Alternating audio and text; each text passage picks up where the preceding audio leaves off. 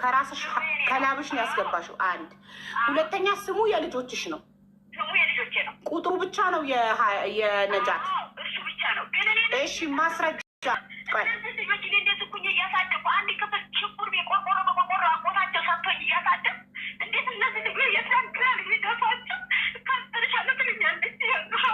ታይ ነጁ እንደዛ አላለችም። አንቺ መጀመሪያ እሺ ሀያት አይዞሽ አታልቅሽ።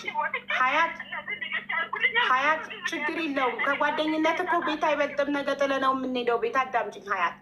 አንቺ እንደዛ ካልሻት ቮይሶቹን ለምን ደለትሻቸው? ቮይሶቹን ልትልኪልኝ ትችያለሽ? እኔ እድለቢስ ነኝ። በቃ ቮይሶቹን ከላክሽልኝ እሱ ነው የሚወስነው። በቃ ሀያት ይኸውልሽ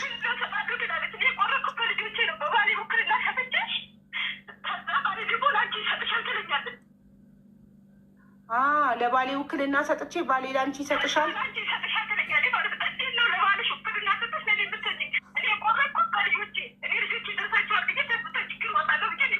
ሀያት ይህንን ነገር የሚፈታው ምን እንደሆነ ታውቂያለሽ? ሀያትዬ ይህንን ጉዳይ የሚፈታው ቮይሶቹ ናቸው ማሬ። ማለት ይኸውልሽ አንቺ ስላለቀሽ አይደለም ወይም ነጃት ስለማለች አይደለም። ይህንን ነገር የሚፈታው ቮይሶቹ ናቸው። እነዛ ነጃት ተደለቱብኝ ያለቻቸው ቮይሶች አንቺ ጋር ካሉ እባክሽ ቮይሶቹን ላኪልኝ እና በቮይስ አንቺ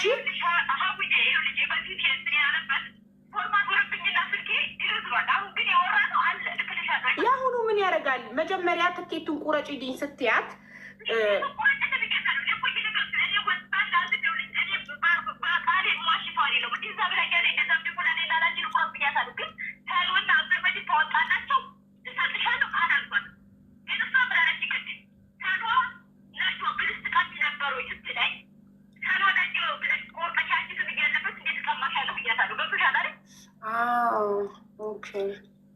ያገባኝ እሷን ብያለች። መጀመሪያ ነጇ ብዬ በራሷ ስም ነጃት ሰልዋ ልትል ነበረ። ግን አንቺ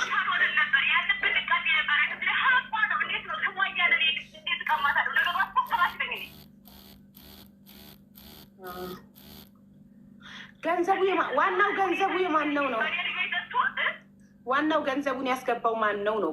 ከህግ አንጻር ስናይ እሷን ብላለች እኮ እሷን ብላለች ነጃትን ብላለች። ገንዘቡን ያስገባችው ሀያት ናት። ያስገባችው ከራሷ ነው። ግን ደረሰኙን ልካልኝ የልጆቼ በልጆቼ ስም ቁረጪልኝ ስትለኝ ከደረሰ አብረነን ብላኝ ነበረ። በቃ ካላልሽ በቃ እሺ። ማስረጃ ከሌላችሁ የት ነው ያለሽው አንቺ? እሺ ጊዜ ካገኘው መጥቻ ይሻለሁ። ችግር የለም።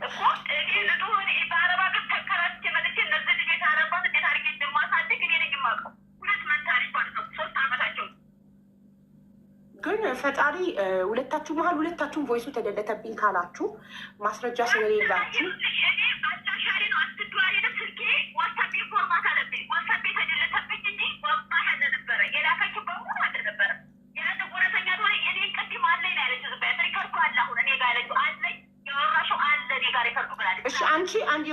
አንቺ ጋር ያለውን ቮይስ እንዳለ በእናንተ መሀል የተፈጠረውን ቮይስ እንዳለ ወደ ሌላ አሁን ቮይስ አድርጌ ይሻለ ዋትሳፕ ላይ የአሁኑን ሀ ብሎ ቤቱ ከወጣ ጀምሮ ምን እንደተባባላችሁ እሺ በቃ ጠብቃለሁ። ቻው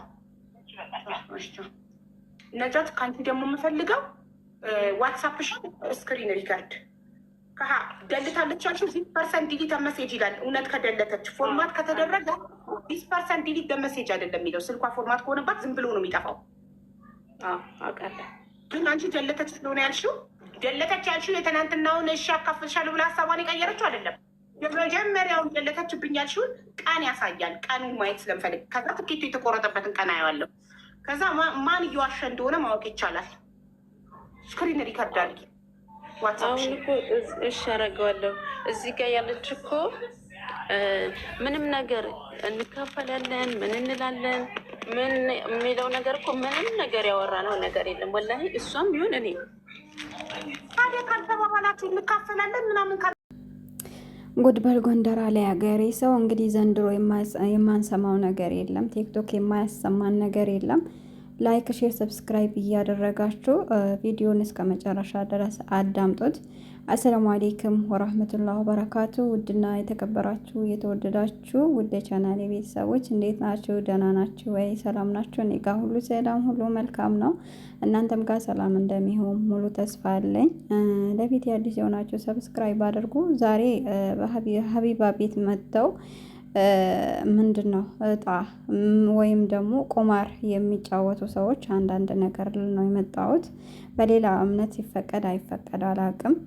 ወደ ኋላም በእኛ በሙስሊሞች ደግሞ በጣም የተከለከለ ነገር አሁን ላይ ደግሞ ህዝቡ ተራ ነገር አድርጎ የያዘው ነገር ነውና ከዛም አልፎ ደግሞ እጣው ለእኔ ደርሶኛል እንዴት አታካፍኝም እኔ አይደለም ወይ የቆረጥኩት ብለው ሁለት ሴቶች እርስ በራሳቸው ሲጋጩ አየሁኝና አንዷ ያው ሁለቱ ሙስሊም ናቸው፣ ሁለቱ ደግሞ የሌላ እምነት ተከታዮች ናቸው።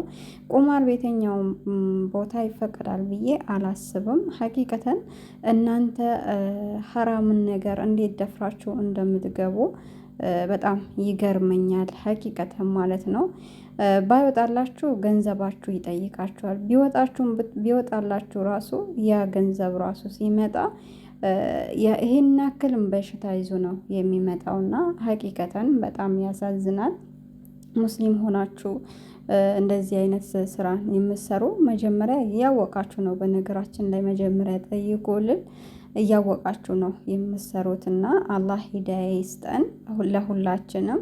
ግን እንዴት ነው የሚዋጥላቸው? መጥፎ የሚሰሩ ሰዎች እኔ አያለውኝ። ሀቂቀተን እኛ በሐላል እንኳን ገንዘባችን አልበረከት ብሎናል። ለእነሱ እንዴት ነው ሊበረክትላቸው የሚችለው? አሁን ይሄ ቤት ቢወጣላችሁ ትኖሩበታላችሁ ወይ? አላህን አትፈሩም ወይ? ነገ ልጆቻችሁ ቢያዙባችሁ እንደው እንደዚህ በዚህ ነገር የምታቀርጡ ወለድ የበላ ሰው ወለድን እንኳን በገንዘቡ የሚቀበል ሰው ራሱ ብዙ ጊዜ አይታችሁ ከሆነ ወይ ልጃቸው ወይ ራሳቸው ወይም ደግሞ ቤታቸው ደስታ እንዳይኖር ያደርጋቸዋል። ልብ ብላችሁ ያያችሁ ነገር ከሆነ ማለት ነው። ግን አንዳንዶቹ ደፈር ብለው ሲገቡ በጣም ነው ያዘንኩት። በጣም ነው ይሆና አላ እኔ በጣም እንደዚህ አይነት ነገሮች በገንዘብ ትርፍ ነገር የሚመጣ ነገርን በጣም ነው የምፈራውና አንዳንዶቹ ደፍረው ሲገቡበት ሱብሃንአላህ ይገርማል። እና ደግሞ እነኚህ ሁለት ሰዎች እቺ ልጅ በልጆቼ ስም ቁረጭልኝ ብላ ነው የላከቻት። ምክንያቱም የሰው ሀገር ያለ ሰው ብቻ ነው የሚቆርጠውና አሁን ግን እኔ ቆርጫለሁኝ እኔ ነው ገንዘብ የላኩልሽ የኔ ነው እያለች ነው። ያቺ ደግሞ ሄጄ ቆርጫለሁኝ ደግሞ እኔም ይገባኛል ብላ ነው የመጣችው። ለመጀመሪያ ቃል ገብታልኛለች ከወጣልኝ ግማሹ ላንቺ አካፈልሻለሁ ብላለች። ያቺ ደግሞ አላልኳትም ሲወጣላት ይመስለኛል አላልኳትም ብላ ክዳለች ማለት ነው። የሆነ ሰው የሆነ ቦታ ስትልኩት የሆነ ነገር ትሉታላችሁ ሀቂቀተም ማለት ነው። እውነት እናውራ ከተባለ ወይ እንደ ቀልድ እንደዚያ ነገር ያደረጋችሁ ወይኔ እንደዚህ ነገርማ እንደዚህ ካደረግኩኝ ለአንቺ እንደዚህ ያደርግልሻለሁ ይባላል ሳ እና ይቺ ልጅ ግን አላለችኝም ብላ ነው የእንትን ያለችው። ወይ ክዳ ነው ወይ እውነት ነው። ግን ያው ይሄንን ነገር አላህን የማይፈራ ሰው ደግሞ ይሄንን የቆረጣችሁት አትክዱም ብዬ ደግሞ እኔ አልደመድምም። ምክንያቱም ይሄን ከባድ ነገር ነው እየደፍራችሁ የገባችሁት እና ክህደቱ ደግሞ ከዛ በኋላ ነው ብዬ ነው ማስበው። እና ሱብሃንአላህ በጣም ያሳዝናል። እንግዲህ ሙስሊሞች የዛሬውን ደስታ አትዩት፣ ነገ አላህ ዘንድ ሰው በሌለበት በጨለማ የምትሰቃዩትን አላህ ካላዘነልን ሀቂቃ ብዙ ስራዎች አሉብን፣ ብዙ የምንሰራቸው ስራዎች አሉብን እና እነኚህ ወንጀሎች ራሱ በቂ ነው እና ሰው ያላያቸው እነኚህ ደግሞ ከባባድ ወንጀሎችን አትድፈሯቸው ለማለት ያክል ነው።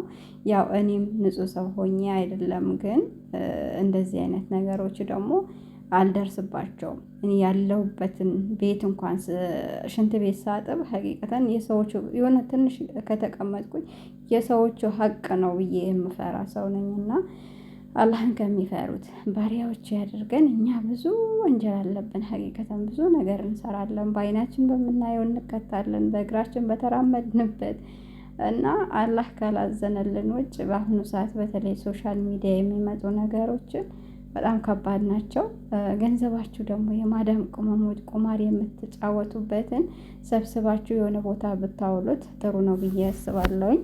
በሚሊየን ነው የሚቆርጡት። ይሄ ምንድን ነው የሚባለው ስሙ?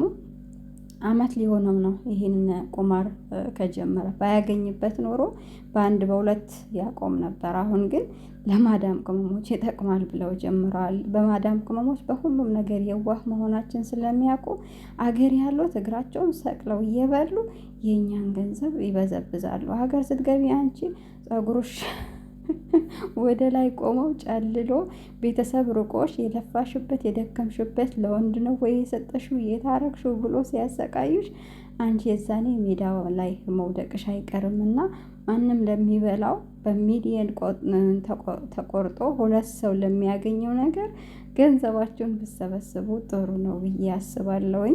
ገንዘባችሁንም አጣችሁ በቆረጣችሁበት ፈጣሪ ዘንድ ተጠይቃችሁ ስንቱን ትችሉታላችሁ? ሀቂቀተ ማለት ነው። ኧረ ተው ተው የማዳም ቅመሞች አንዳንዴ እንኳን ንቁ። ወላሂ የሚበላችሁ ሀቢባ ትናንትና ምን ነበረች? ዛሬ ላይ ባለመኪና ሆና ባለቤት ሆና ተቀምጣለች። ትናንትና ምንም የለኝም ያለች የነበረችዋ በየወሩ በየሁለት ወሩ በእናንተ ገንዘብ አንዴ ሀገር አንዴ የሰው ሀገር ትላለች፣ ሽርሽር ትሄድበታለች። እናንተ ግን ሽንት ቤታችሁን እያጠባችሁ ነው ማለት ነው።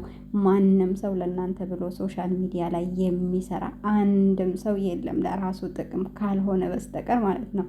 ንቁ፣ ጭንቅላታችሁን አሰሩት፣ ደደብ አትሁኑ። ሀቂቀተን ማለት ነው በጣም